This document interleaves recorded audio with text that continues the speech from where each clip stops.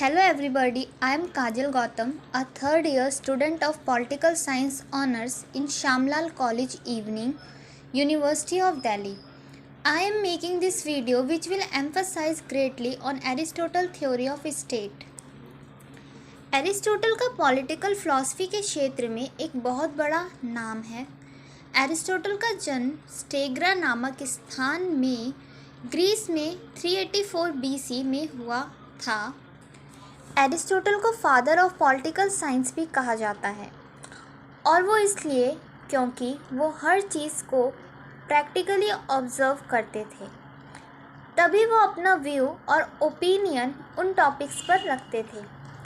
उनके बहुत सारे थ्योरीज में से एक थ्योरी है थ्योरी ऑफ स्टेट का, जहाँ पर वो कहते हैं कि man is by nature a political animal. और वो ऐसा इसलिए कहते हैं क्योंकि मैन ह्यूमन बीइंग के पास रैशनैलिटी होता है, रीज़न होता है, सही और गलत में फ़र्क करने का, गुड और बैड में अंतर रखने का। ह्यूमन बीइंग के पास कॉन्शियसनेस होता है, कंसाइंस होता है और अपनी फीलिंग्स को एक्सप्रेस करने के लिए एक लैंग्वेज भी होता है, जो बाकी के एनिमल्स में नहीं होता है। एरिस्टोटल का मानना यह है कि ह्यूमन बीइंग्स का जो टेलॉस है, जो फाइनल एम है, जो अल्टीमेट गोल है, वो हैप्पीनेस है। और हैप्पीनेस जो है उसको हम आइसोलेशन में अचीव नहीं कर सकते।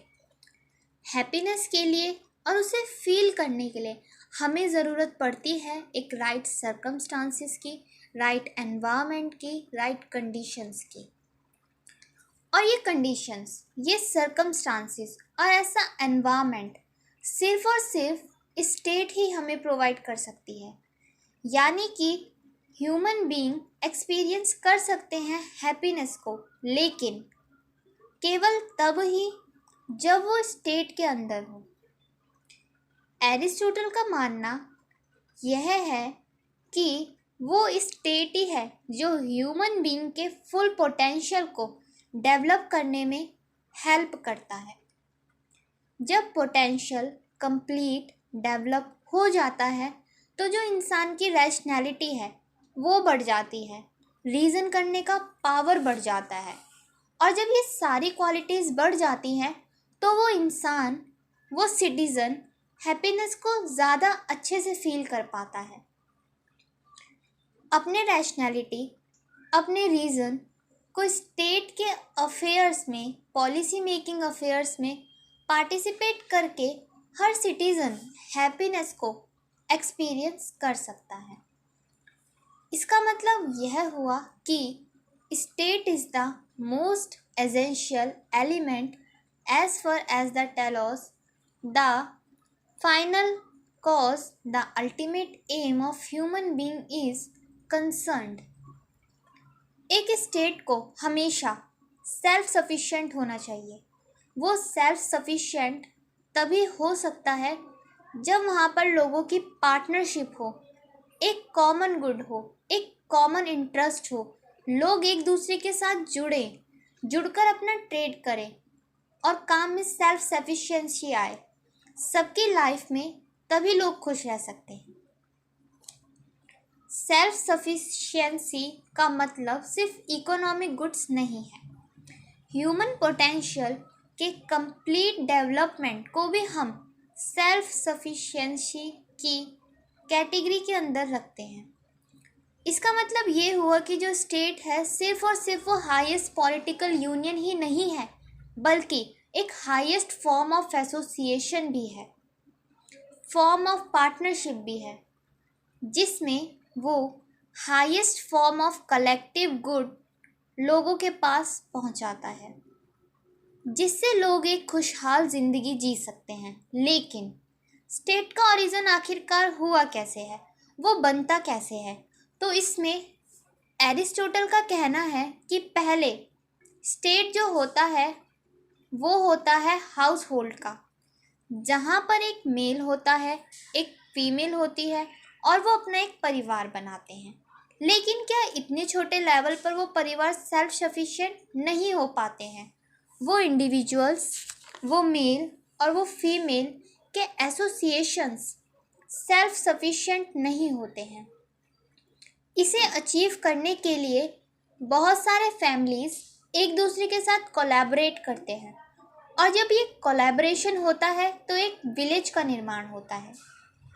विलेज जो होते हैं वो बहुत हद तक सेल्फ सफिशिएंट होते हैं, लेकिन कंप्लीट सेल्फ एफिशिएंसी विलेज भी अटेन नहीं कर पाता है। बहुत सारे विलेज मिलकर फिर एक स्टेट का निर्माण करते हैं, और स्टेट अपने आप में सेल्फ सफिशिएंट होता है। और स्टेट का अल्टीमेट एम यही होता है कि वो सभी लोगों को गुड लाइफ प्रोवाइड कर सके। और स्टेट ये गुड लाइफ कैसे प्रोवाइड कर सकता है? जाहिर सी बात है, कॉमन इंटरेस्ट को एक साथ लाकर, लोगों के बीच में पार्टनरशिप को बढ़ाकर, self sufficiency and self reliance को बढ़ावा देकर, और ह्यूमन बीइंग्स के पोटेंशियल को कंप्लीट डेवलप करके। और ये कंडीशन जब सारी सेटिस्फाई हो जाएंगी, तब एक ह्यूमन बीइंग स्टेट के अंदर रहकर स्टेट के अफेयर्स में अपने रैशनैलिटी को, अपने कंसाइंस को, अपने रीजन को, अपने लैंग्वेज को अच्छे से यूज़ करके अपने हैप्पीनेस को एक्सपीरियंस कर सकता है। और ये चीज़ें जब वो इंडिविजुअल एक्सीलेंस के साथ परफॉर्म करेगा, तब ये वर्च्यू बन जाएंगी। और ये वर्च्यू जो है वो आइसोलेशन में नहीं बन रही है। उसके लिए हमें एक्सटर्नल गुड की ज़रूरत पड़ी है, उसके लिए हमें फ्रेंड्स की ज़रूरत पड़ी है, उसके लिए हमें रिलेशन की, रिलेटिव्स की ज़रूरत पड़ी है, उसके लिए एक कम्युनिटी, एक सोसाइटी एज अ होल की ज़रूरत पड़ी है। और यही ज़रूरत को पूरा करता है स्टेट। लेकिन इस एक स्टेट और एक इंडिविजुअल के बीच में क्या रिलेशन है, तो हम थोड़ा सा ध्यान इस पे देंगे। तो एरिस्टोटल का कहना है, स्टेट को हमेशा सुप्रीम पॉइंट पर रखते हैं एरिस्टोटल, और वो कहते हैं स्टेट के एम के अलावा, स्टेट के आइडियल, स्टेट के मोरालिटी, स्टेट के गुडनेस के अलावा किसी भी इंडिविजुअल का कोई और गुडनेस नहीं होना चाहिए। उनका मानना ये है कि स्टेट सुप्रीम है और फिर इंडिविजुअल्स हैं। एक इंडिविजुअल्स अपने रैशनैलिटी को, अपने वर्च्यू को, गुड लाइफ को, कंसाइंस एंड कंसिशनेस को तभी अचीव कर पाएगा जब वो अपने आप को स्टेट के सामने सबऑर्डिनेट करेगा, जब वो खुद मानेगा कि वह स्टेट का एक भाग है और स्टेट के आगे उसके लिए कुछ भी नहीं है। इसका मतलब यह हुआ कि वो इंडिविजुअल अपने मॉरल, अपने एथिकल, अपने इंटेलेक्चुअल ऑब्जेक्टिव के लिए हमेशा स्टेट पर ही डिपेंड रहेगा।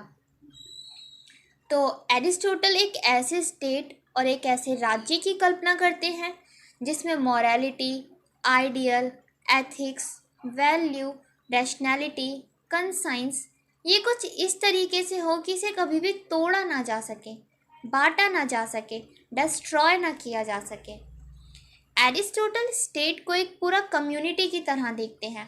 वो स्टेट को एग्रीगेट ऑफ इंडिविजुअल्स नहीं देखते हैं, और ऐसा इसलिए है क्योंकि एरिस्टोटल का मानना ये है कि बहुत सारे इंडिविजुअल के आने से स्टेट नहीं बना है, बल्कि स्टेट जो है वो बहुत सारे इंडिविजुअल्स को अपना पार्ट बना कर रखता है। और इसे वो अपनी ऑर्गेनिक थ्योरी में बहुत अच्छे से एलैबोरेट करते हैं कि एक इंसान का बॉडी पार्ट ठीक वैसा ही है जैसे स्टेट के अंदर इंडिविजुअल्स। लेकिन इतने सब के बाद भी एरिस्टोटल के स्टेट के क्रिटिसिज्म भी हैं। लोगों का मानना यह है कि एरिस्टोटल का जो परसेप्शन है स्टेट को लेकर वो एक टोटलिटेरियन रिजीम के बारे में है, जहाँ पर इंडिविजुअल का कोई भी सेपरेट स्टेटस, अलग सोच, अलग डिटर्मिनेशन नहीं हो सकता है। आज जब दौर इंडिविजुअलिज्म और कैपिटलिज्म का आ गया है, तो एक स्टेट का एम से एक इंडिविजुअल का एम मैच करना हर केस में पॉसिबल नहीं हो सकता है। एक स्टेट कभी भी एक इंडिविजुअल के कैरेक्टर को डिटरमाइन नहीं कर सकता है, क्योंकि किसी भी स्टेट में बहुत सारे कम्युनिटी होते हैं, बहुत सारे सब सोसाइटीज़ होते हैं, और स्टेट हर सोसाइटी को इक्वली नहीं देखता है। जब वो हर सोसाइटी को इक्वली नहीं देखता है तो फिर वो हर सोसाइटी के कैरेक्टर को डिटरमाइन कैसे कर सकता है? ये तो एक इनजस्टिस का पार्ट हो गया। तो एरिस्टोटल के स्टेट में इंडिविजुअल को ये हक नहीं है कि वो अपने एम को, स्टेट के एम को सेपरेट कर सके। इसका मतलब ये हुआ कि एरिस्टोटलियन स्टेट में एक इंडिविजुअल के पास बहुत कम लिबर्टी होगी। एरिस्टोटल अपनी ऑर्गेनिक थ्योरी में कहते हैं कि जिस तरीके से बॉडी के पार्ट को बॉडी से अलग कर देने पर उस बॉडी पार्ट का कोई इम्पोर्टेंस नहीं होता, उसी तरीके से एक इंडिविजुअल को स्टेट से अलग कर दिया जाए तो उस इंडिविजुअल के पास कोई वैल्यू नहीं होगा। लेकिन ये बात बिल्कुल गलत है। हम इस चीज़ को, इस रिलेशनशिप को इंडिविजुअल और स्टेट में अप्लाई नहीं कर सकते, क्योंकि एक इंडिविजुअल अपने अकेले में भी, अपने प्राइवेट लाइफ में भी बहुत सारे वैल्यूज़ को कैरी करता है, चाहे वो स्टेट के अंदर हो या ना हो, इससे कोई फ़र्क नहीं पड़ता। लेकिन इन सब क्रिटिसिज्म के बाद भी हम इन बातों को नहीं नकार सकते कि स्टेट का जो इवोल्यूशन है, जैसा कि एरिस्टोटल बताते हैं कि ये नेचुरली हुआ है। जो ह्यूमन बीइंग के कॉन्शियसनेस हैं, इंटेलिजेंस के जो एफर्ट हैं, वो सेंचुरीज से लगे हुए हैं और उससे ही इवोल्यूशन ऑफ स्टेट हुआ है। ये सडनली नहीं हुआ है। फैमिली, कम्युनिटी, स्टेट, रिलीजियस, ये सारे नेचुरल है, परफेक्टली नेचुरल है। और एरिस्टोटल के इस कथन से आज के बहुत सारे मॉडर्न थिंकर्स भी एग्री करते हैं कि state being the final form of organisation. Now it's over. Thank you.